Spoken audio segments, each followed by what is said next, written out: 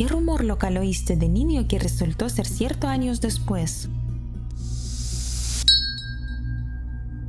Medio oeste de Estados Unidos se rumoreaba que en algún lugar del bosque de la vieja carretera que salía del pueblo había una secta satánica que celebraba sesiones de espiritismo y otros rituales místicos a la luz del fuego. A los niños nos daban un susto de muerte, y nuestros padres no nos dejaban ir en bici por esa carretera.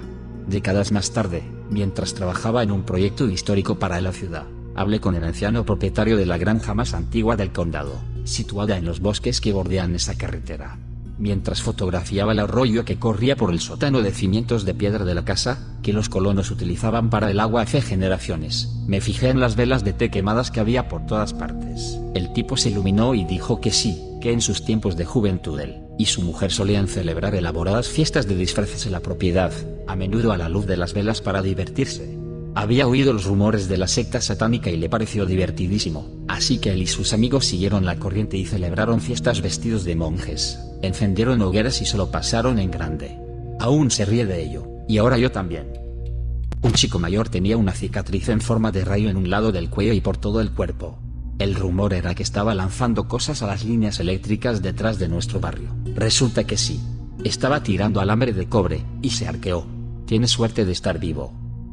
Se rumoreaba que una chica de mi instituto salía con uno de los profesores que estaba casado. Probablemente era cierto porque, después de graduarse, el profesor se había jubilado, se había divorciado de su mujer y se había casado con la chica.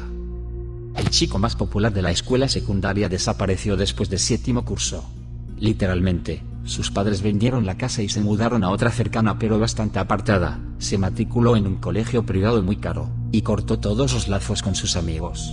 Al mismo tiempo, un popular profesor de estudios sociales se fue de permiso. Circularon rumores de que el chico había sido abusado por el profesor, y que por eso se habían ido los dos.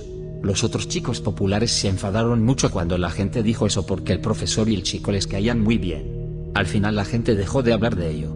Avanzamos hasta el último año de instituto. Aparece en nuestro baile de graduación como la cita de su novia de 5º curso, la primera vez que alguien lo veía en años. Al parecer, se puso en contacto con la chica para preguntarle si tenía una cita porque quería ver a todos sus viejos amigos por última vez. Al parecer, el profesor abusó de él durante las sesiones de tutoría en casa del profesor. El distrito escolar y sus padres acordaron sepultar la verdad a cambio de la matrícula en el colegio privado. Nunca quiso irse y estaba muy resentido con sus padres por ello. Cuando llegó el baile de graduación tenía 18 años y no pudieron detenerlo. Quería aclarar la historia y que todo el mundo supiera que lamentaba haber desaparecido. Esto es un poco más desenfadado. Pero cuando estaba en la escuela primaria, probablemente como en 3er grado, todos los niños de mi clase bromeábamos sobre cómo nuestra profesora de primaria y nuestro profesor de español se gustaban. Todos éramos niños pequeños, así que, por supuesto, solo eran bromas de niños tontos. Eso, hasta que unos años más tarde, cuando estaba en secundaria, me enteré de que mi antiguo profesor y mi profesora de español se habían casado recientemente. En secundaria teníamos equipos. Cada equipo era un grupo de alumnos que rotaban juntos por el mismo horario. Mi equipo de 7º curso decidió que nuestro profesor de estudios sociales y nuestro profesor de matemáticas se encajarían bien. Nos esforzábamos mucho por reunirlos. Las chicas le decían a la profesora de matemáticas que el profesor de estudios sociales les parecía genial e inteligente, y los chicos le decían cosas parecidas al profesor de estudios sociales sobre la profesora de matemáticas. Cuando volvimos para 8º curso corrió el rumor de que habían empezado a salir durante las vacaciones de verano. A finales del 8º curso ya eran novios y en el 9º estaban casados. Cuando llegamos alrededor del 11º curso, el profesor de estudios sociales empezó a enseñar historia en la secundaria, y me confirmó que un grupo de alumnos de 7º curso hizo que empezara a mirar a su compañera de clase de forma un poco diferente, y decidió por qué no invitarla a salir.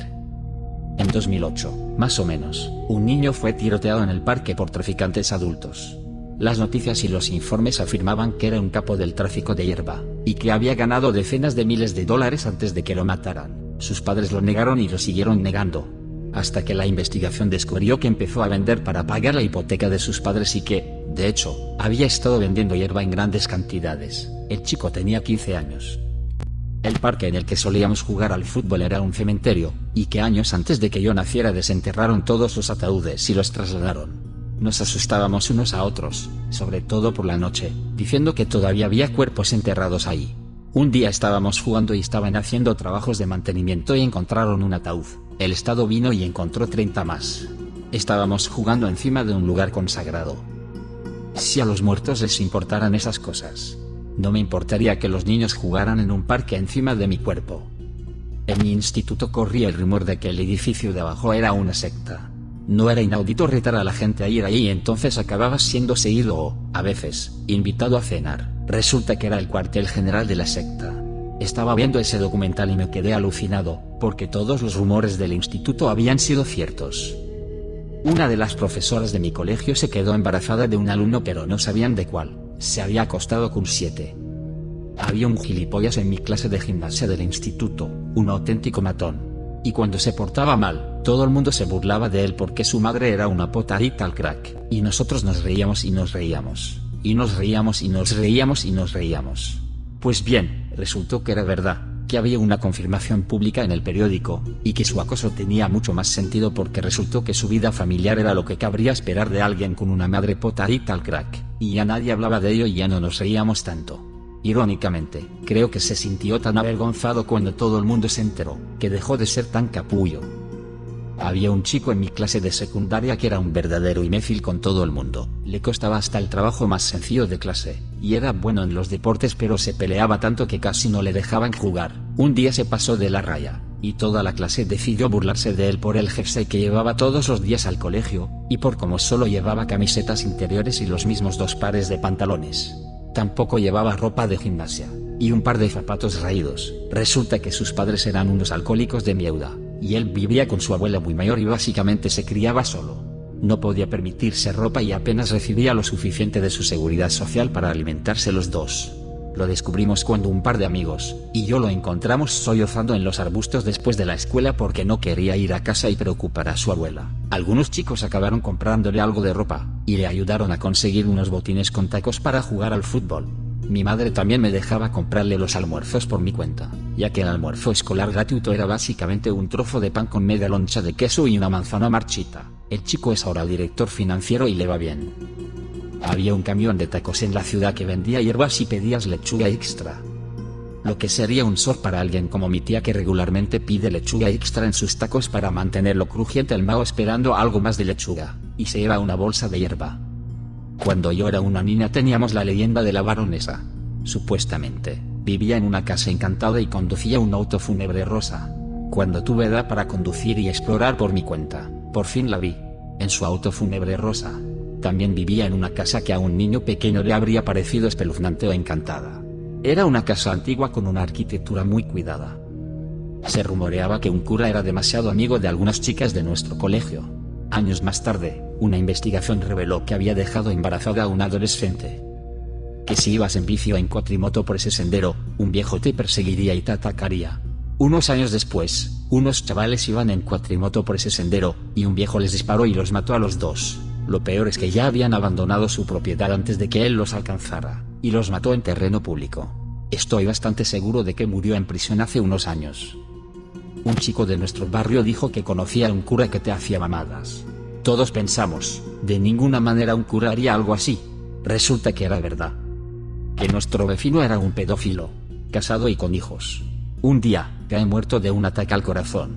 Cuando la familia empezó a revisar sus cosas, estaban tan asqueados que al parecer vendieron la casa tal cual, con los muebles y todo. Tengo 2. Ambos sobre hombres mayores. En primer lugar, había un anciano al que se podía ver caminando por toda la ciudad. Barba larga y gris. Normalmente se le veía con ropas andrajosas. Le apodaban el hombre andante o la bala de plata. Se rumoreaba que era muy rico, pero mucha gente creía que era un vagabundo porque siempre iba andando, llevando la compra o lo que fuera. Un año antes de su muerte, se supo que en realidad era uno de los residentes más ricos de nuestra ciudad, ya que donó millones a programas juveniles y escuelas locales. Resulta que le gustaba mucho caminar, y no daba valor a cosas materiales como la ropa y los autos. En segundo lugar, había un anciano que no tenía hogar. Se rumoreaba que había bebido hasta enloquecer hace unos años y que nunca había recibido ayuda. Estuvo entrando y saliendo de la cárcel varias veces, pero parece que las fuerzas del orden siempre le daban un respiro. Esta verdad es trágica. Bebió hasta enloquecer por necesidad. Era paramédico. Una noche acudió a un accidente en el que su mujer y su hija habían sido atropelladas por un conductor distraído que circulaba a gran velocidad por una carretera estrecha. Ninguna de las dos sobrevivió. Como es comprensible, después de aquello nunca estuvo bien. A veces buscaba porciones de sobra en la pizzería que yo dirigía. Me partía el corazón que lo único que podía hacer era ofrecerle pizza gratis. Espero que ahora puedas descansar en paz, Red. Las dos mujeres, de unos 40 años, eran en realidad homosexuales. Todo el mundo en nuestra calle les creía cuando decían que eran hermanas. Yo les hacía recados unas 3 veces por semana, y siempre me daban un chelín como pago. ¿Qué rumor que oíste de niño resultó ser cierto? Deja un comentario. Y suscríbete al canal si quieres ver más videos como este.